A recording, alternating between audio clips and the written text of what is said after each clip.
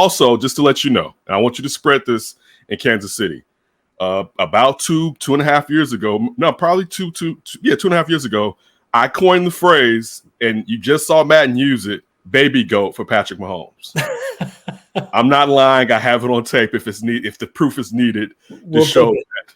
Because I don't know if it's used out in Kansas City. All right. But when Madden, okay. But when Madden did it, it was like, oh, okay, now, because it's traveling. It's traveling. But that's around my shows. We usually refer to him as baby goat. All right. We'll take it. Okay.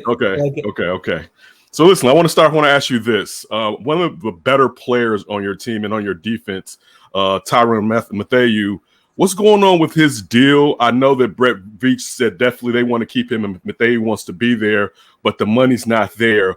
At the end of the season, with some of the money that are coming off the books and, of course, signing Orlando Brown to an extension, will they be able to extend Tyrann Mathieu? Yeah, I think they have to get real creative with Frank Clark. Frank Clark is the cornerstone defensive end they brought over to really kind of lead Steve Spagnuolo's defense when they made the big switch a couple years ago. Mm-hmm. The result was a Super Bowl and two consecutive Super Bowl runs. But, Clark, no player in football is more expensive of any non-quarterback than Frank Clark this year. And he has a cap hit of like $25.8 million. It's crazy. And it goes up by $2 million for each more season. So that contract has to be addressed. It's really silly. Only 5 players in football in general make more money than Frank Clark this year. So they've got to address that in the offseason. Is he worth it? Is he worth that amount? No. I mean, and that's been the common complaint in Kansas City. Now, look, Clark is a machine in the playoffs, a machine. During the Super Bowl run, he had 5 sacks in 3 games. He had 3 sacks in 3 games last year. But during the regular season, it's kind of an inconsistent burst. So, it's one of those, well, what do you trade for a Super Bowl? Every team tries to get there. You take your lumps with it. But, look, Mathieu says he wants to be there. Brett Veach says he wants him there. If 2 people want to get married, they're going to get married and work out the particulars along the way. The only downside is Mathieu is an emotional vehicle for the Chiefs.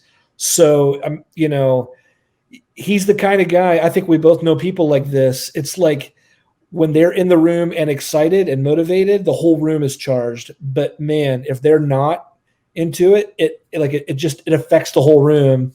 And he's that kind of emotional lightning rod. And so if I'm Brett Veach, I don't want to play chicken with that kind of guy. I want to make sure he stays positive, motivated, in that secondary. And if that means, figuring out a way to pay him sooner than later, that's what I would do. Look, it's funny. Here in Chicago, we have Roquan Smith. And with the Colts, you had Leonard that just got signed that nice contract for the interior linebacker, off-the-ball linebacker, right? When you saw that Jamal Adams deal, how did it make you feel knowing that the Kansas City Chiefs will probably have to match, if not top that, to keep Mathieu? Yeah, the hard part there with Tyrann is that, he's going to be 30 soon. He's about a year away from turning 30. And, of course, we all, if you're older than that in real life, it feels silly to say when you're 30, you're, done. But, this is a young man's game. And so it's going to be hard. I think Mathieu will age well at the position. So I don't think the Chiefs should be that frustrated by it. He's so cerebral as a player and smart and instinctual about what's happening that even if he lost some athleticism, his instincts would allow him to still know what routes to jump, know what's coming, and so I think that could help him age well with a deal. But, Jamal, that Jamal deal is certainly expensive for a safety. There's few positions you can get by with actually going pretty cheap, and safety is one of them in the NFL.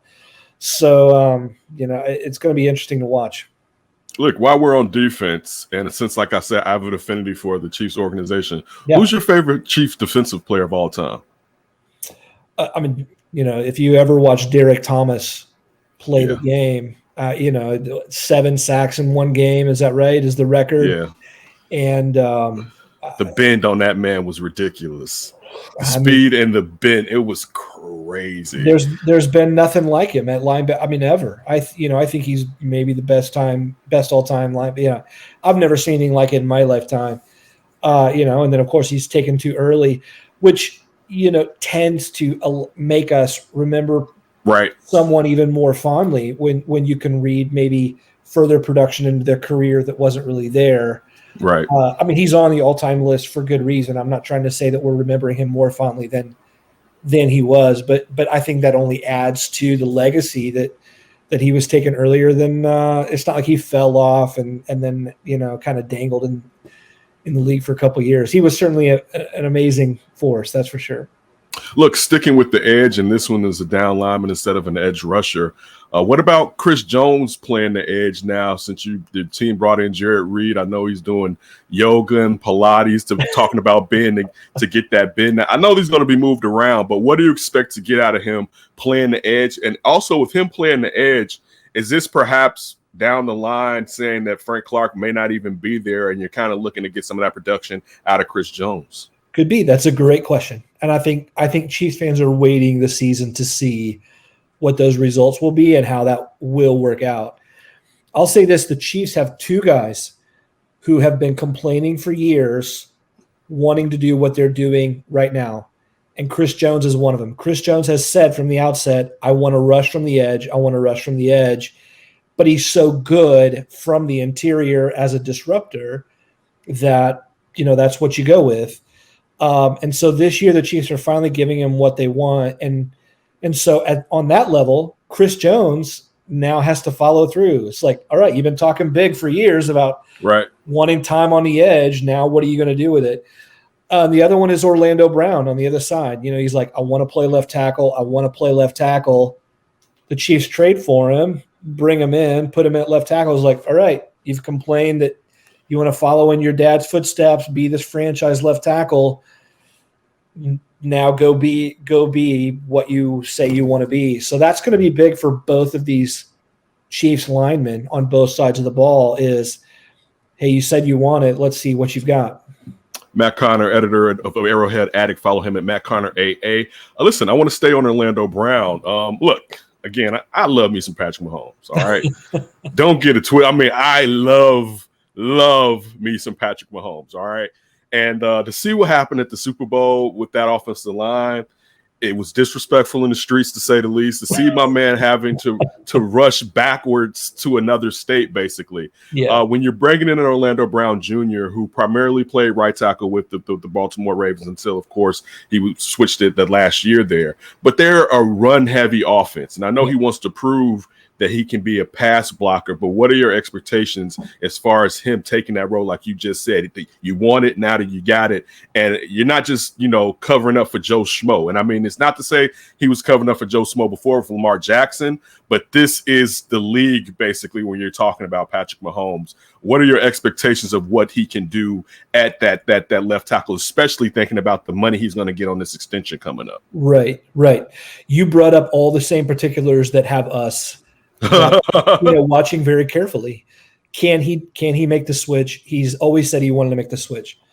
Credit to him that he filled in for Ronnie Stanley so well last year when he was switched to the left side, and he won a Pro Bowl. You can say what you want about the Pro Bowl and being a popularity contest, whatever, but Brown's made it 2 of the last 3 years. The Chiefs chased Trent Williams very publicly, so he was clearly top of their list. But they also then went straight to Orlando Brown after that and traded a first-round pick to do it. If there's any question in my mind as to whether or not Brown can live up to these expectations, I'm not the guy whose job is on the line to make that call, right? So in a sense, I've got to trust that a Super Bowl winning front office who they've put all their eggs in Orlando Brown basket. They got rid of a decent guy in Eric Fisher. They traded a first-round pick to get him. They're clearly all in. So if they're pushing their chips into the middle of the table on Orlando Brown, I've got to say any doubts I have are probably ill-founded. And, I think he's going to work out just fine.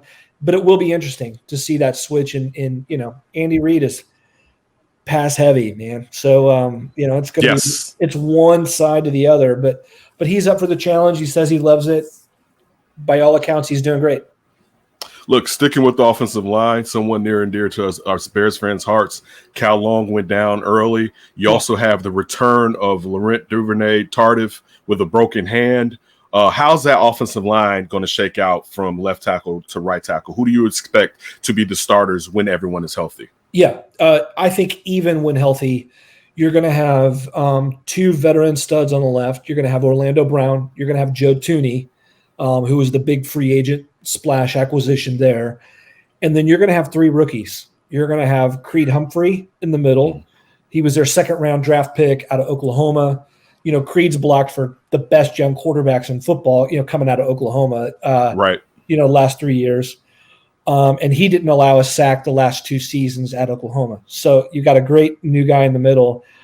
And then Trey Smith. They grabbed Trey Smith out of Tennessee in the 6th round, who fell several rounds because of medical concerns.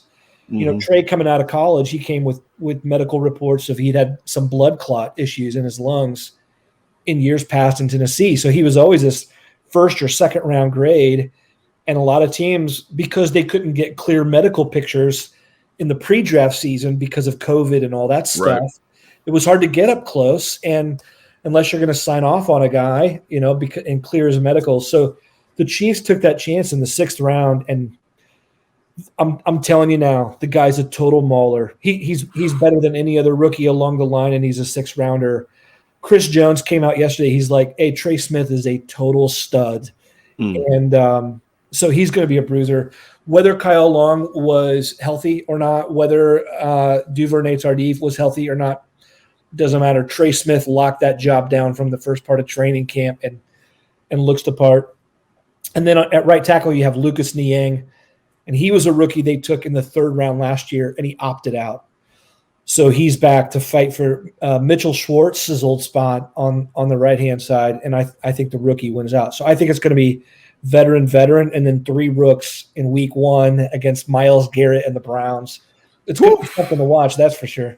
Hey, you better protect Baby Goat. That's all I'm letting you guys know. The protection better be right for him, because I would hate for something to happen from him.